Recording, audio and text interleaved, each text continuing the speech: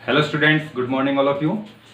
तो हमने काइनेमेटिक्स का जो लास्ट टॉपिक किया था प्रोजेक्टाइल मोशन से रिलेटेड, आज का जो हमारा नेक्स्ट टॉपिक है वो सर्कुलर मोशन से रिलेटेड है। आपका इम्पोर्टेंट टॉपिक है।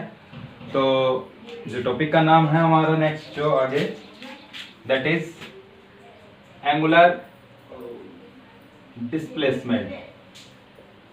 एंगुलर डिस्प्लेसमेंट क्या होती है, ये देखो। इसमें एंगुलर डिस्प्लेसमेंट हमारे पास क्या है। डिस्प्लेसमेंट के बारे में हमने पढ़ा है कि दो पॉइंट्स के बीच में जो शॉर्टेस्ट डिस्टेंस होती है डिस्प्लेसमेंट होती है, और एक वेक्टर क्वांटिटी है। आज हम पढ़ेंगे एंगुलर वेलोसिटी के बारे में। एंगुलर वेलोसिटी क्या है, एंगुलर डिस्प्लेसमेंट क्या है, एंगुलर डिस्प्लेसमेंट के बारे में हम पढ़ रहे हैं पहले।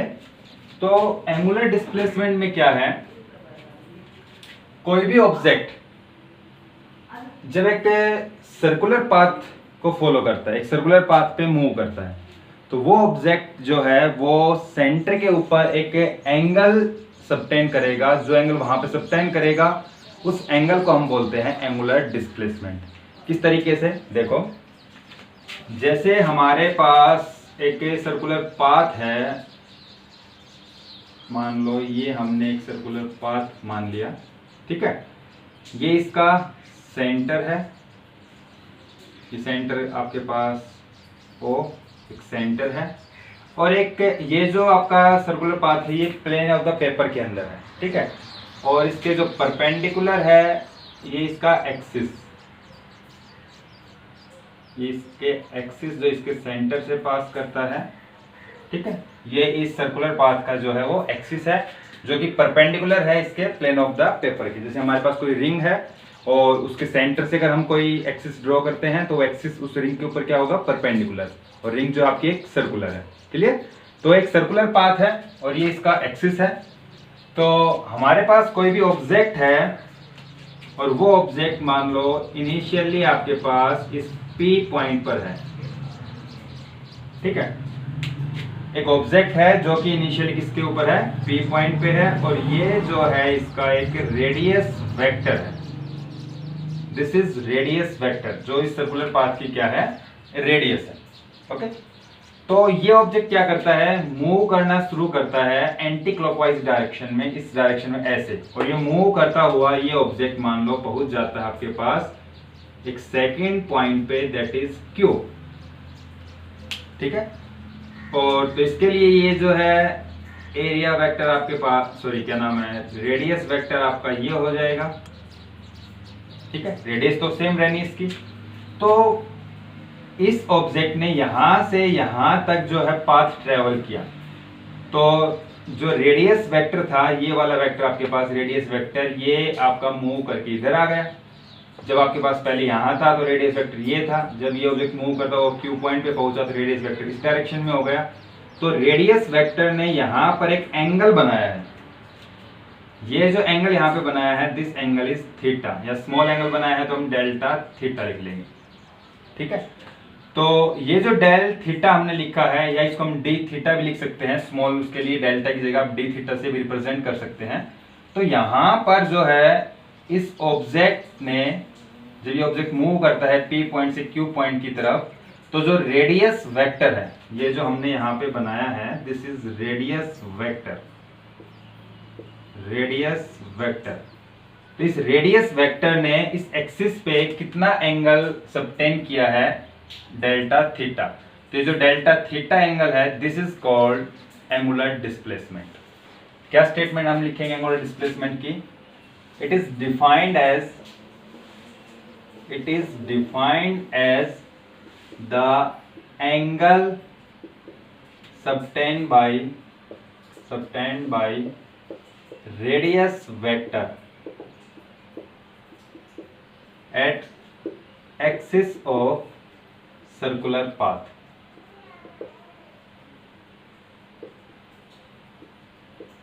ठीक है। तो ये जो डेल्टा थीटा है, this is called angular displacement, clear. तो एंगुलर जो डिस्प्लेसमेंट है वो आपके पास क्या आ जाएगी, डेल्टा थीटा, कितना एंगल यहाँ पर ये सबटेन कर रहा है। तो दिस इज एंगुलर डिस्प्लेसमेंट। इसके बाद में जो है हमारे पास दैट इज, तो यहाँ पर जो आपके पास रेडियस वेक्टर है ये मान लो आपके पास r है, तो हम यहाँ पे एंगल जो है, एंगल का जो फॉर्मूला होता है angle that is arc upon में रेडियस, तो angle delta theta is equal to arc जो है पी क्यू आर्क है अपॉन में रेडियस आर है, डेल्टा क्यू अपॉन में डेल्टा, तो डेल्टा थीटा जो है आपका क्या आएगा पी क्यू अपॉन में आर आ जाएगा। ये जो आपके पास आर्क है और ये आपकी रेडियस, क्लियर? ओके, यहां से जो आपके पास एंगुलर डिस्प्लेसमेंट है इज ए वेक्टर क्वांटिटी, एक वेक्टर क्वांटिटी है। तो इसकी जो डायरेक्शन है, it's direction is given by right hand thumb rule. Right hand thumb rule से कैसे, देखो जैसे हमारे पास एक सर्कुलर पाथ हम कंसीडर कर रहे हैं, तो आपके पास एक सर्कुलर पाथ है, ठीक है, उसमें जो पार्टिकल है वो एंटी क्लॉकवाइज डायरेक्शन में ऐसे रोटेट कर रहा है, एंटी क्लॉकवाइज। तो मान लो ये आपके पास एरिया वेक्टर है, पहले ये इस डायरेक्शन में यहाँ पर था, ये पी पॉइंट है, रोटेट करके आपका पास ये क्या हो गया क्यू पॉइंट। मतलब ये जो एरिया वेक्टर जो रेडियस वेक्टर है ये कैसे रोटेट कर रहा है, रेडियस वेक्टर जो आपका ये पार्टिकल के अलॉन्ग मतलब आपका एंटी क्लॉकवाइज डायरेक्शन, ये आपके पास मोशन की जो डायरेक्शन है। तो राइट हैंड थंब रूल में हम क्या करेंगे कि हमारी जो राइट हैंड है उसका जो पाम है उसको हम यहाँ पर जो रेडियस वेक्टर उस पर रखेंगे और उसके अलॉन्ग रोटेट कराएंगे। तो आपके पास ये आपका रेडियस वेक्टर है, आर वेक्टर जो आपके पास है आर, तो जो आपका आर वेक्टर है यहाँ पर ये, तो ये रेडियस वेक्टर है, आपने फर्स्ट मान लिया ये आपके पास, जैसे ये आपका पहले जब पी पॉइंट था, इधर आपका क्यू पॉइंट है, ये ऐसे रोटेट कर रहा है ऑब्जेक्ट। तो हम अपने राइट हैंड के पाम को यहाँ पे रखेंगे और इसको मूव कराएंगे अलोंग द रेडियस वेक्टर। जो आपके पास रेडियस वेक्टर इस डायरेक्शन मूव करा एंटी क्लॉकवाइज, अगर क्लॉकवाइज करेगा तो उल्टा कर देंगे हम हाथ को, अगर एंटी क्लॉकवाइज करा तो इस डायरेक्शन में, तो आपके पास जो फिंगर जो है वो कर्ल करेंगी ऑब्जेक्ट के मोशन की तरफ। जो थंब है ये थंब आपको बताएगा किसकी डायरेक्शन, एंगुलर डिस्प्लेसमेंट की। तो यहाँ पर जो है हम अपनी ये जो आपके पास रेडियस वेक्टर है इसके ऊपर अपनी पाम रखेंगे राइट हैंड की और इसको रोटेट कराएंगे हम। तो ये जो थंब है ये आपके पास क्या बताएगा, एंगुलर डिस्प्लेसमेंट की डायरेक्शन। तो ये जो एक्सिस है इसका, ये इस सर्कुलर पाथ के परपेंडिकुलर है, तो हमारी जो एंगुलर डिस्प्लेसमेंट होगी उसकी डायरेक्शन क्या आ जाएगी, perpendicular of the plane of paper. तो जो डेल्टा थीटा है इसकी डायरेक्शन क्या आएगी, ये जो आपका सर्कुलर पाथ है इसके परपेंडिकुलर, किससे हम देंगे, राइट हैंड थंब रूल से, ठीक है। तो ये आपके पास एंगुलर डिस्प्लेसमेंट। आफ्टर देन हम पढ़ते हैं एंगुलर वेलोसिटी। एंगुलर वेलोसिटी क्या है, ओमेगा से हम इसको लिखते हैं एंगुलर वेलोसिटी को। क्या है एंगुलर वेलोसिटी, देखो यहां पर जो एंगुलर वेलोसिटी है आपके पास, इसी डायग्राम से समझ लेते हैं हम। ये जो पार्टिकल था आपका P पॉइंट पर था, P से मूव करता हुआ Q पॉइंट पे पहुंचा है, ये रेडियस वेक्टर है, ये रेडियस वेक्टर आपका यहां से रोटेट करके यहां आया, तो इसने एंगल स्वैप किया कितना, डेल्टा थीटा। अगर जो पार्टिकल है वो P पॉइंट से Q पॉइंट तक जाने में जो टाइम लगाता है वो स्मॉल टाइम हमने ले लिया कितना, डेल्टा t, कि P पॉइंट से Q पॉइंट तक ये जो डिस्टेंस ने ट्रेवल किया है ये आपके पास कितने समय में, delta t, very small time. तो हम यहाँ पर जो एंगुलर वेलोसिटी लिखेंगे वो क्या लिखेंगे, एंगुलर वेलोसिटी जो होती है rate of change of angular displacement. जो वेलोसिटी होती है जनरल हम पढ़ते हैं, शुरू में हमने पढ़ा था वेलोसिटी क्या होती है, तो rate of change of displacement होती है। तो ये rate of change of angular displacement आएगा।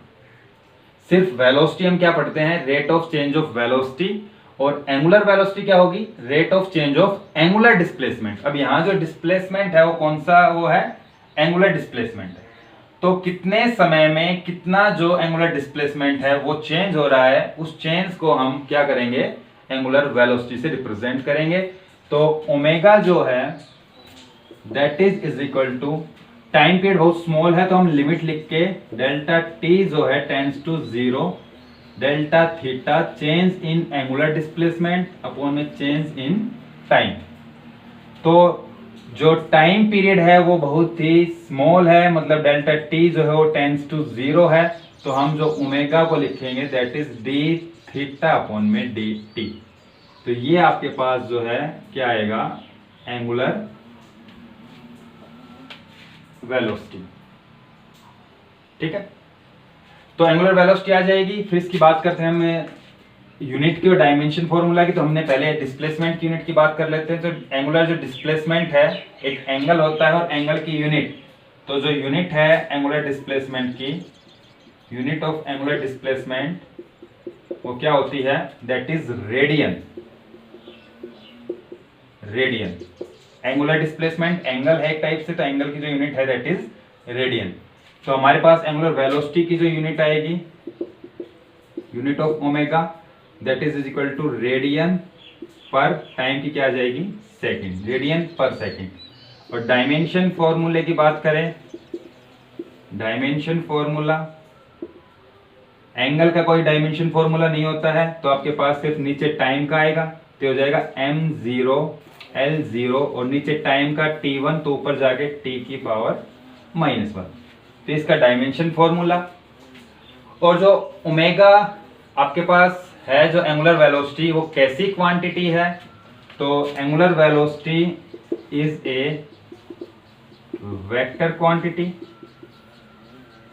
वेक्टर क्वांटिटी है, and its direction is given by right hand thumb rule.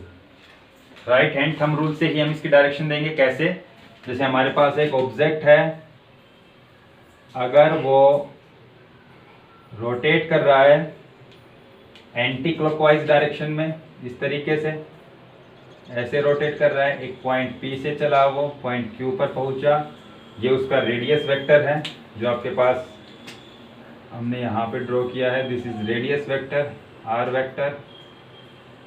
ठीक है, यहाँ ये जो एंगल स्वैप करा, this angle is delta theta. तो यहाँ हम जो है डायरेक्शन देंगे, किस तरीके से देंगे, अगर एंटी क्लॉकवाइज डायरेक्शन में पार्टिकल रोटेट कर रहा है, तो हम यहाँ पे अपना राइट हैंड की पाम रखेंगे और along the motion of the particle हम कर्ल करेंगे फिंगर्स को। तो ये जो थंब है डायरेक्शन बताएगा किसकी, एंगुलर वेलोसिटी की। तो यहाँ पर जो एंगुलर वेलोसिटी है वो आपके पास परपेंडिकुलर होगी। ये जो डायरेक्शन है, this is direction for angular velocity. ठीक है, तो अगर ये आपका जो सर्कल है ये प्लेन ऑफ पेपर में है, तो उसके परपेंडिकुलर हम देंगे। प्लेन ऑफ पेपर का मतलब आपके पास क्या है कि जैसे हमारे पास मान लो ये आपका जो है एक पेपर है, सर्कल जो आपका इस पे लाई कर रहा है। ठीक है, तो यहाँ पर जो आप एंटी क्लॉकवाइज फिंगर्स को कर्ल करेंगे, तो आपका जो थंब है वो इसके क्या होगा, परपेंडिकुलर, अपवर्ड डायरेक्शन में। तो एंगुलर वेलोसिटी जो है वो हम किससे देंगे, राइट हैंड थंब रूल से। अगर जो ऑब्जेक्ट का मोशन है वो एंटी क्लॉकवाइज है, सॉरी क्लॉकवाइज है, मतलब आपके पास किस डायरेक्शन में रोटेट कर रहा है, वो क्लॉकवाइज, इस डायरेक्शन में पार्टिकल का मोशन है। पहले वो P पॉइंट पर था, फिर वो Q पॉइंट पे पहुंच गया, तो जो रेडियस वेक्टर है वो हमारे पास पहले P पॉइंट पे जो आपका रेडियस वेक्टर, अब जो है वो Q पॉइंट पे, यहाँ एंगल जो है डेल्टा थीटा। तो अब जो डायरेक्शन होगी इसकी जो एंगुलर वेलोसिटी की, वो क्या हो जाएगी, इसके ऑपोजिट, मतलब इस डायरेक्शन में नीचे की तरफ ओमेगा। तो एंटी क्लॉकवाइज जब रोटेट करेगा कोई पार्टिकल सर्कुलर पाथ पर, तो जो डायरेक्शन है एंगुलर वेलोसिटी की वो परपेंडिकुलर होगी अपवर्ड डायरेक्शन में। और अगर वो क्लॉकवाइज रोटेट कर रहा है, तो जो एंगुलर वेलोसिटी की डायरेक्शन होगी वो डाउनवर्ड डायरेक्शन में होगी, प्लेन ऑफ द पेपर। तो यहाँ पर ये जो है आपके पास एंगुलर वेलोसिटी की डायरेक्शन किस तरीके से हम देंगे, क्या होती है एंगुलर वेलोसिटी, उसकी यूनिट, उसका डायमेंशन फॉर्मूला। एंगुलर डिस्प्लेसमेंट जो है इसका कोई डायमेंशन फॉर्मूला आपके पास नहीं होगा, क्योंकि एंगल है और एंगल आपका जो है आर्क अपॉन में रेडियस, तो यहाँ पर कैंसिल हो जाती है, तो नो डायमेंशन फॉर्मूला इसका, तो नो डायमेंशन फॉर्मूला। तो ये जो है हमारे पास angular displacement and angular velocity का कॉन्सेप्ट है। Clear. Angular velocity angular displacement, कितना एंगल जो है रेडियस वेक्टर बना रहा है इसके एक्सिस के साथ, that is called angular displacement. और एंगुलर डिस्प्लेसमेंट में टाइम के साथ कितना चेंज आ रहा है, that is called angular velocity. तो आपके पास ये जो है एंगुलर वेलोसिटी और एंगुलर डिस्प्लेसमेंट का कॉन्सेप्ट है। क्लियर? तो यहां तक इसमें आपको करना है।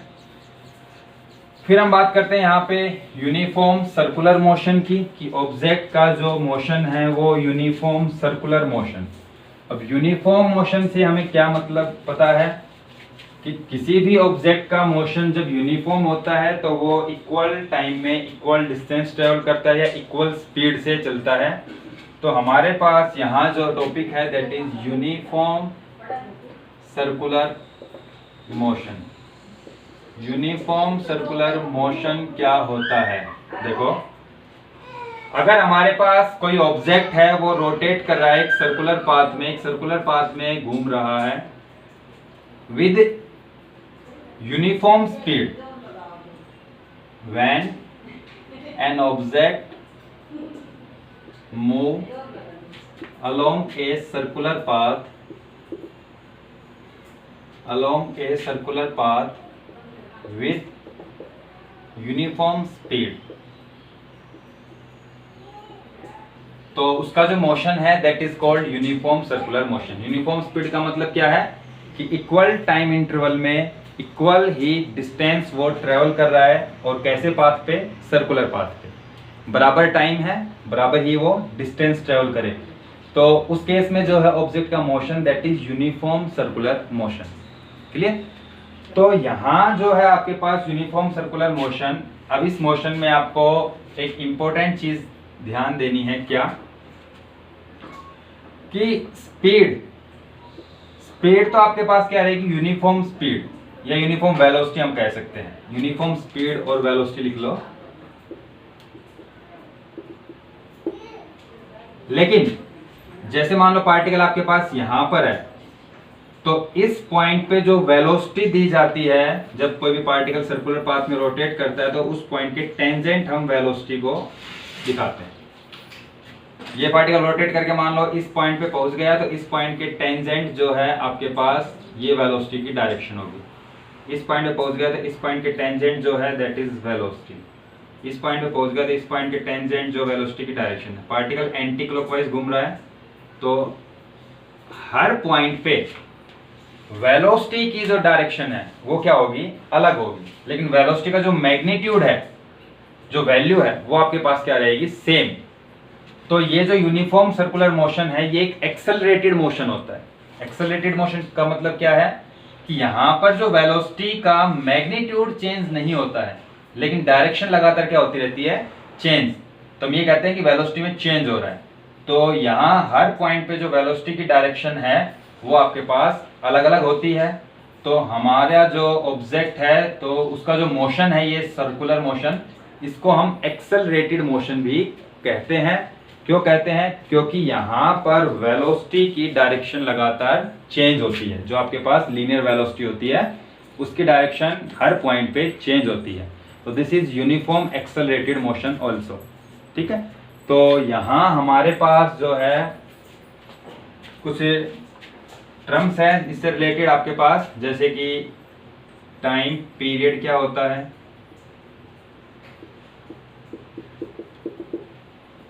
तो कोई भी पार्टिकल मान लो इस पॉइंट से मूव करना स्टार्ट करता है और घूमता हुआ वापस इस पॉइंट पे आ जाता है, मतलब वो अपना एक रिवॉल्यूशन कितने टाइम में पूरा करता है? Time taken to complete one revolution is called time period. एक चक्कर पूरा करने में कितना टाइम वो लगाता है, तो उसको हम क्या बोलते हैं? Time period of that object. ठीक है?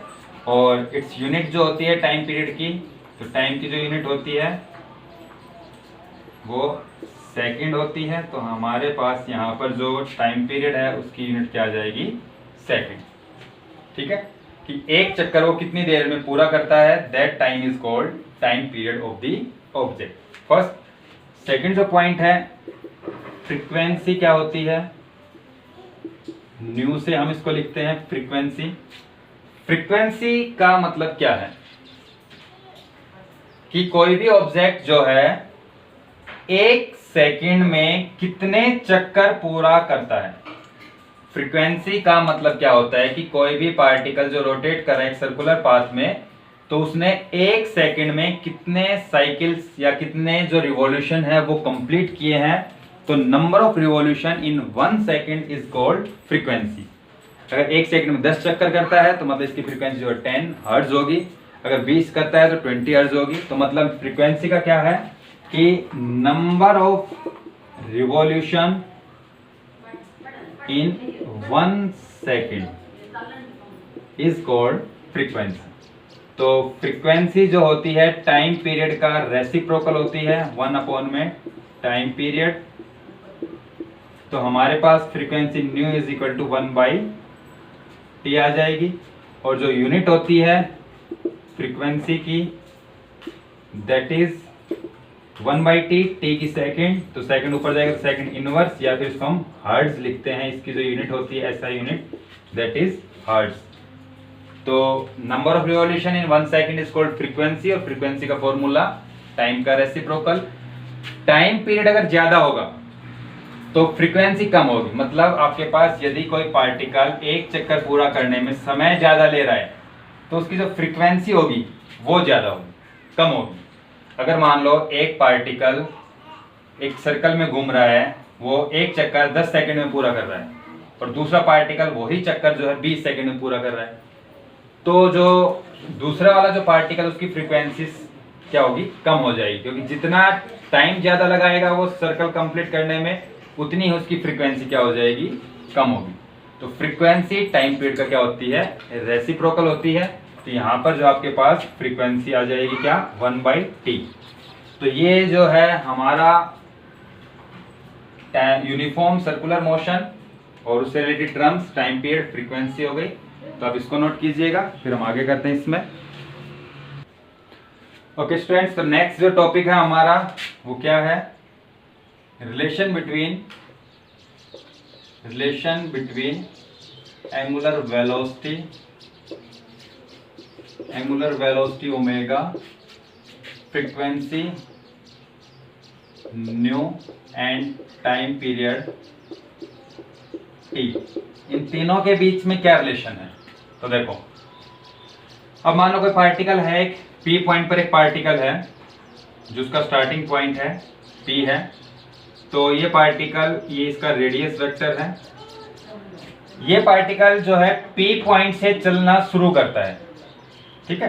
कोई भी पार्टिकल है वो पी पॉइंट से मूव करना स्टार्ट करता है और वो घूमता हुआ पूरे पाथ पर घूमता हुआ वापस जो है वो पी पॉइंट पर ही पहुंच जाता है।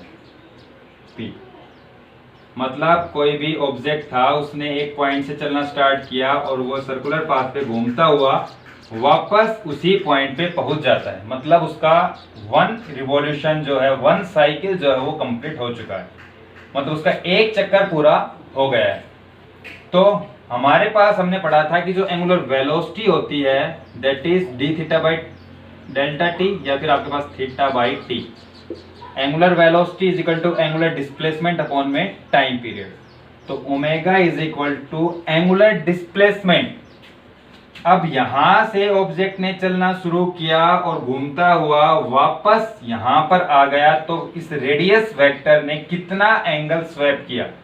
तो ये जब रोटेट करेगा पूरे एक सर्कुलर पाथ पे, तो जो एंगुलर डिस्प्लेसमेंट होगी वो आपकी कितनी हो जाएगी, 2π। 360 का एंगल होगा जब रोटेट करेगा वापस घूम के, आपके पास पूरा 360 डिग्री का एंगल इसने कवर किया। तो यहाँ पर जो एंगल है आपके पास, जो एंगुलर डिस्प्लेसमेंट है दैट इज 2π अपॉन में t। एक चक्कर पूरा करने में जो टाइम लगाता है उसको हम किससे लिखते हैं, कैपिटल T से। तो omega is equal to 2π/t। ये आपके पास जो है एंगुलर वेलोसिटी होती है, ठीक है। और हमने अभी पढ़ा था कि जो जो फ्रीक्वेंसी होती है दैट इज 1/t। तो हम यहाँ पर देन ओमेगा को हम क्या लिखेंगे, 2π और 1/t क्या हो जाएगा, फ्रीक्वेंसी न्यू। तो ओमेगा जो है that is equal to 2 pi nu. तो एंगुलर जो वेलोसिटी है that is equal to angular displacement into में फ्रीक्वेंसी। तो 2 पाई इंटू में न्यू, ये आपके पास जो है एंगुलर वेलोसिटी है, और ये फ्रीक्वेंसी की टर्म में, या एंगुलर वेलोसिटी जो है वो टाइम की टर्म में। तो इसके दो फॉर्मूले होते हैं एंगुलर वेलोसिटी के, यहाँ से omega is equal to 2 pi by T और omega is equal to 2 pi nu. तो ये आपकी रिलेशन आ जाती है फ्रीक्वेंसी, टाइम पीरियड और ओमेगा के बीच में। तो यहाँ तक आपको इसमें करना है। फिर हम पढ़ेंगे एंगुलर एक्सेलरेशन और उसके बाद में जो है आपका एंगुलर